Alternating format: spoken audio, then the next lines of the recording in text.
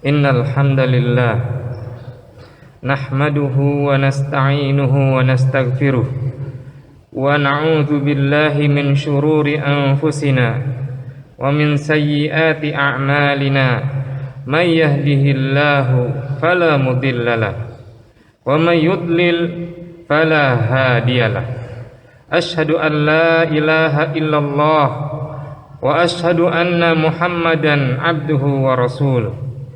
Allahumma salli wa sallim ala Muhammadin wa ala alihi wa ashabihi wa man tabi'ahum bi ihsanin ila yaumiddin. Amma ba'd. Ibadallah, usikum wa nafsi bi taqwallah wa ta'atihi faqad fazal muttaqun. Qala Allah ta'ala fil Qur'anil 'azim: Ya ayyuhalladzina amanu ittaqullaha haqqa tuqatih wa la tamutunna illa wa antum muslimun. Wa qala ya ayyuhan nasu ittaqu rabbakumul ladzi khalaqakum min nafsin wahidah wa khalaqa minha zawjaha wa batha minhuma rijalan katsiran wa nisaa'a wattaqullaha alladzi tasaaluna bihi wal arham innallaha kana 'alaikum raqiba.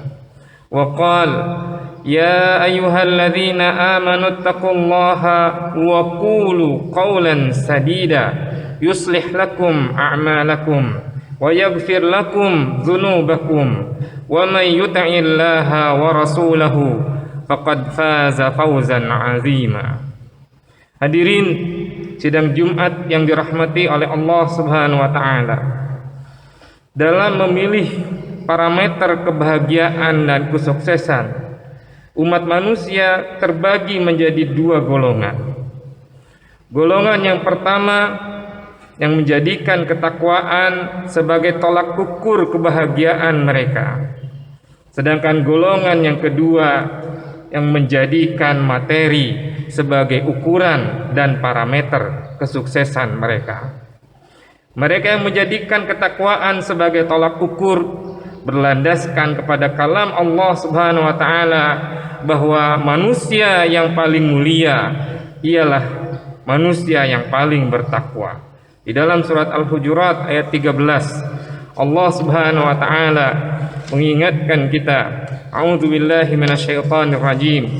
Ya ayyuhan nasu inna khalaqnakum min dzakarin wa unsa wa ja'alnakum syu'uban wa qabaila lita'arafu inna akramakum 'indallahi atqakum innallaha 'alimun khabir. Wahai manusia, sesungguhnya kami, kata Allah Subhanahu wa taala, menciptakan kalian dari seorang laki-laki dan seorang perempuan dan menjadikan kamu berbangsa-bangsa dan bersuku-suku supaya kamu saling kenal mengenal.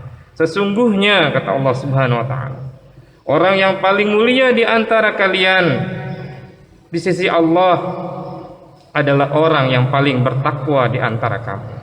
Sesungguhnya Allah Maha mengetahui dan Maha mengenal. Mereka percaya baik kemelimpahan harta ataupun kekurangan materi bagi mereka merupakan ujian dari Allah Subhanahu wa taala atas ketakwaan mereka, sebagaimana disebutkan di surat Al-Anfal ayat 28. Wa'lamu annama amwalukum wa auladukum fitnah wa annallaha 'indahu ajrun 'azim. Dan ketahuilah bahwa hartamu dan anak-anakmu itu hanyalah sebagai fitnah, sebagai cobaan bagi kamu, dan sesungguhnya di sisi Allah lah pahala yang besar. Sehingga orang-orang yang menjadikan ketakwaan sebagai parameter kesuksesan ini tidak pernah merasa rugi jika kehilangan harta, jika tidak pernah merasa rugi jika kehilangan materi, ataupun sebaliknya mereka tidak berbangga diri jika mendapatkan kemelimpahan materi. Sebagaimana disebutkan di surat Al-Hadid ayat 22, 23. Ma asaba min musibatin fil ardi wala fi anfusikum illa fi kitabim min qabli an nabra'aha inna dzalika 'ala Allahi yasir likai la ta'sau 'ala ma fatakum wala tafrahu bima atakum wallahu la yuhibbu kulla mukhtalin fakhur. Tiada satu bencana pun, kata Allah, ma asaba min musibatin fil ardi, yang menimpa di bumi ini, wala fi anfusikum, dan tidak ada satu musibah pun yang menimpa diri kalian, illa fi kitabim min qabli an nabra'aha, melainkan semua itu telah tertulis di dalam sebuah kitab, itu kitab Lauhul Mahfuz, sebelum kami menciptakan kalian, menciptakan kita manusia. Inna dzalika 'ala Allah yasir, sesungguhnya yang demikian itu adalah mudah bagi Allah. Likaila ta'sau, kami jelaskan yang demikian itu supaya kalian jangan berduka cita, jangan berputus asa terhadap apa yang luput dari kalian, ala ma fatakum wala tafrahu bima atakum, dan supaya kalian tidak terlalu bergembira terhadap apa yang Allah berikan kepadamu. Tidak perlu berlebih-lebihan ketika Allah memberikan kemelimpahan materi kepada kita. Allahu la yuhibbu kulla mukhtalin fakhur. Allah tidak menyukai setiap orang yang sombong lagi membanggakan dirinya. Bahkan orang-orang ini berlomba-lomba untuk mengeluarkan tabungan materi yang mereka miliki, baik secara sembunyi-sembunyi maupun secara terang-terangan, sebagaimana Allah jelaskan di dalam Al-Quran, sebuah ayat yang artinya, katakanlah kepada hamba-hambaku yang beriman, hendaklah mereka mendirikan salat, menafkahkan sebagian rizki yang kami berikan kepada mereka secara sembunyi-sembunyi ataupun terang-terangan, sebelum datang hari kiamat, yang pada hari itu tidak ada jual beli dan tidak ada persahabatan. Mereka mengeluarkan harta yang mereka cintai untuk membersihkan diri mereka dari keserakahan dan ketamakan yang akan menggerus ketakwaan yang ada dalam hati mereka. Sikap kikir bagi mereka bukanlah sebuah pilihan, karena itu merupakan kerugian yang nyata. Sebagaimana Allah sebutkan di dalam surat Muhammad ayat 38. Ha antum haula'i tud'auna litunfiqu fi sabilillahi faminkum man yabkhal. Ingatlah, kamu ini orang-orang yang dulu diajak untuk menafkahkan hartamu di jalan Allah, maka di antara kamu ada yang kikir. Wa man yabkhal fa innama yabkhalu an nafsih. Barang siapa yang kikir, sesungguhnya dia hanyalah kikir kepada dirinya sendiri. Wa in tatawallaw yastabdil qauman ghairakum. Dan Allah yang Maha Kaya. Wallahul ghani wa antum fuqara. Dan Allah lah yang Maha Kaya, sedangkan kamulah orang-orang yang miskin. Wa in tatawallaw yastabdil qauman ghairakum. Dan jika kalian berpaling, maka Allah akan mengganti dengan kaum yang lain selain kalian. Tsumma la yakunu amsalakum. Kemudian mereka itu tidak akan berbuat kikir sebagaimana kalian berbuat kikir.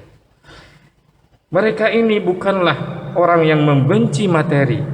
Bisa jadi mereka termasuk orang-orang yang ulung untuk mendulang kekayaan. Namun bagi mereka tidak ada gunanya materi yang melimpah jika di hati tidak ada takwa. Sehingga tepatlah sabda Nabi sallallahu alaihi wasallam, khairul malu salih fil mar'is salih.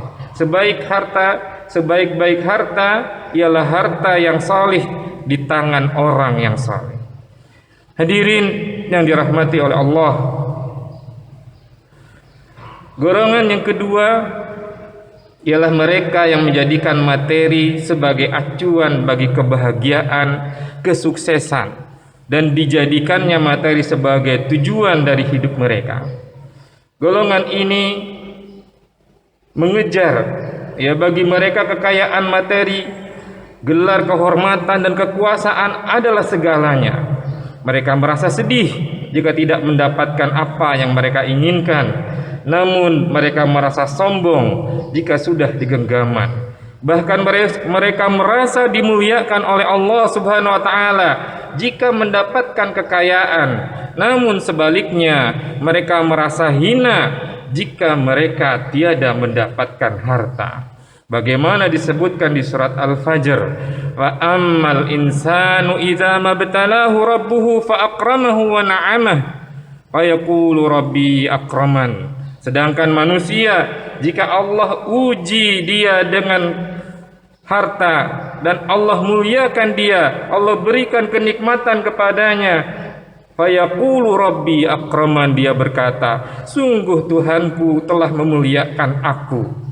Fa amma idza mabtalahu faqaddarahu alaihi rizqahu fa yaqulu rabbi ahanan. Sedangkan jika Tuhannya mengujinya dengan kefakiran, dengan kecukupan rezekinya, lalu dia berkata, sungguh Tuhanku telah menghinakan aku.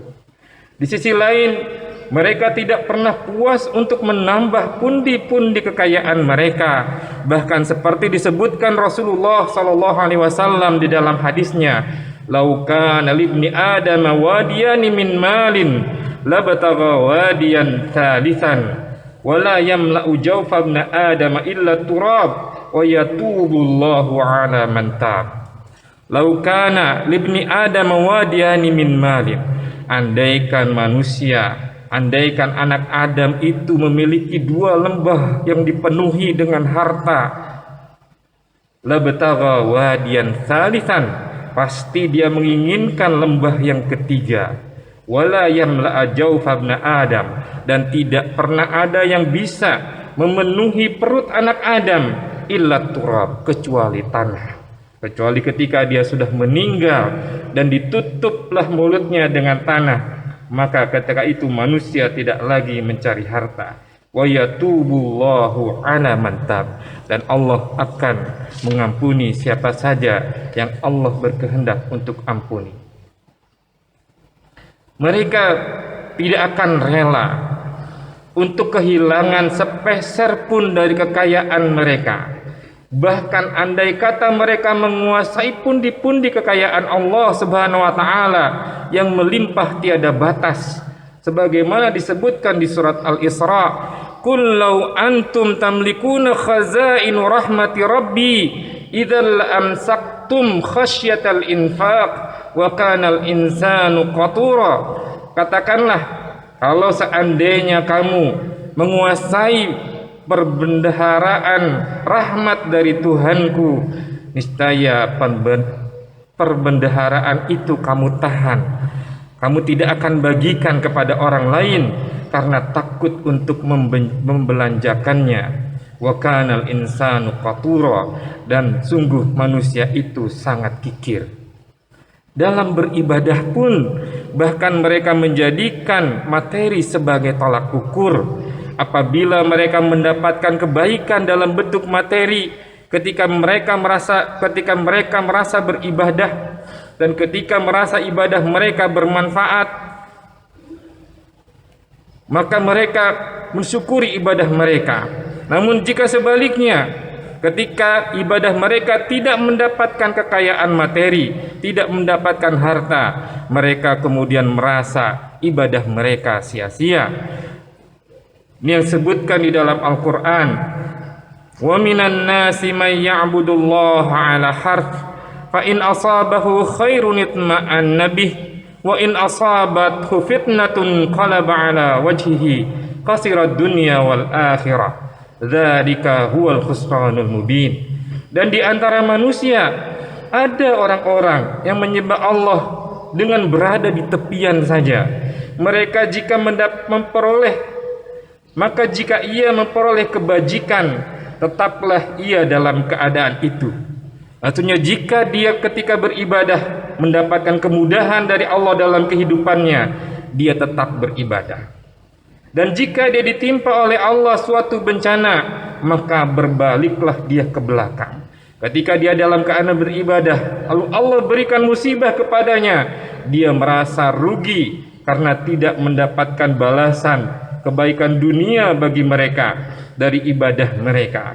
Dzalika huwal khusranul mubin, kata Allah. Itulah sesungguhnya kerugian yang sangat nyata.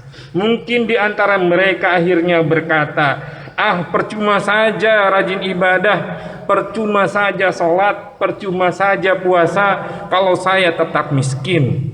Dalam kondisi seperti ini kita bisa memahami sabda Nabi sallallahu alaihi wasallam, kadal faqru ayyakuna kufran.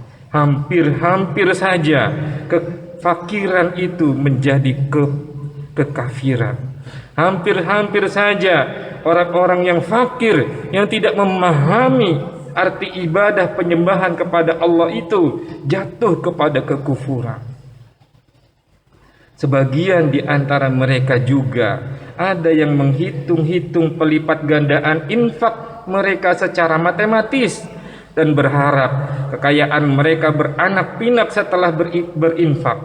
Mereka salah memahami bahwa janji Allah untuk melipat gandakan infak tersebut adalah Allah akan melipat gandakan kebaikan yang mereka dapatkan, bukan mengkalikan angka nominal yang mereka sumbangkan. Dampaknya di saat mereka tidak segera mendapatkan kekayaan karena perbuatan mereka protes kepada Allah dan berputus asa dari rahmat Allah.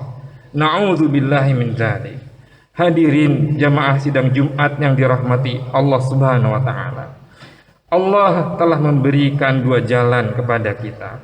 Apakah kita mau mengikuti jalan golongan yang pertama yang mengutamakan ketakwaan sehingga kita bisa mensyukuri setiap keadaan, ataukah kita mengikuti golongan kedua yang mengejar kebendaan sehingga menjerumuskan kita kepada kekufuran? Inna hadainahus sabila imma syakira wa imma kafura.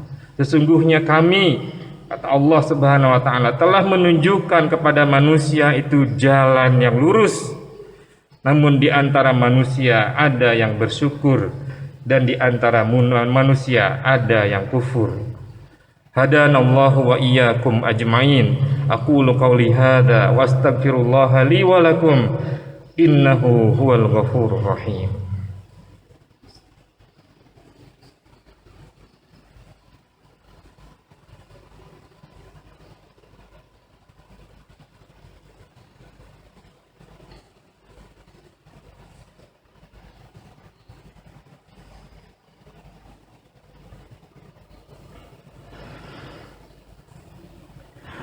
Alhamdulillahi ala ihsanih wa syukru lahu ala taufiqihi wa amtinanih wa ashhadu an la ilaha illallah wahdahu la syarika lahu ta'ziman li sya'ni wa ashhadu anna muhammadan abduhu wa rasuluhu da'iya ila ridwani sallallahu alaihi wa ala alihi wa sahabatihi wa sallim tasliman katsiran. Amma ba'd. Faya ibadallah, ittaqullaha ta'ala wa la tamutunna illa wa antum muslimun. Wa'tasimu bihablillahi jami'an wa la tafarraqu. Wadhkuru ni'matallahi 'alaikum wa tamassaku bi kitabi rabbikum. Fa inna asdaqal hadits kitaballah wa khairul huda huda Rasulullah wa hadharul bid'a wal muhdatsatat. Fa inna syarral umuri muhdatsatuha wa kullu bid'atin dhalalah wa alzimu jama'atal muslimin fa inna yadullahi ma'al jama'atal muslimin wa man shadda anhum shadda finnar. Thumma alamu anna Allah subhanahu wa ta'ala amarakum bi amrin bada'a fihi bi nafsihi faqala jalla man qailu aliman Inna allaha wa malaikatahu yusalluna ala nabi ya ayyuhalladzina amanu sallu alaihi wa sallimu taslima. Allahumma salli wa sallim ala abdika wa rasulika Muhammad al-bashirin nadhir as-sirajul munir وارض اللهم عن أربعة الخلفاء الراشدين المهديين أبي بكر وعمر وعثمان وعلي وعن بقية الصحابة وعن التابعين والتابع التابعين ومن تبعهم بإحسان إلى يوم الدين وعنا معهم بعفوك وكرمك وإحسانك يا أرحم الراحمين.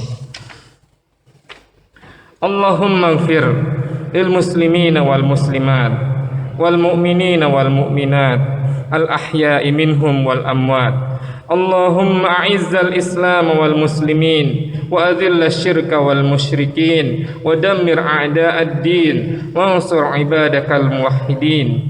اللهم اخذل اليهود والشيوعيين وجميع الملحدين ومن تبعهم وآوانهم. اللهم انصر المجاهدين الذين يقاتلون لتكون كلمة الله هي العليا. اللهم انصرهم في كل مكان. اللهم ادفع عنا الغلاء والرياء والربا والزنا والزلازل والمحن وسوء الفتن ما ظهر منها وما بطن عن بلدنا هذا خاصة وعن سائر بلدان المسلمين عامة يا رب العالمين. اللهم آمنا في أوطاننا واصلح واحفظ ولاة أمورنا. اللهم وفقهم لما فيه عز دينك ونصر أمة الإسلام. اللهم اجعلهم هداة مهتدين صالحين المصلحين. اللهم ارزقهم بطانة الصالحة الناصحة لدينها وأمتها وابعد عنهم بطانة السوء يا حي يا قيوم. اللهم ثبتنا على قولك الثابت في الحياة الدنيا وفي الآخرة. ربنا لا تزغ قلوبنا بعد إذ هديتنا وهب لنا من لدنك رحمة إنك أنت الوهاب. ربنا لا تؤاخذنا إن نسينا أو أخطأنا. ربنا ولا تحمل علينا إصرا كما حملته على الذين من قبلنا.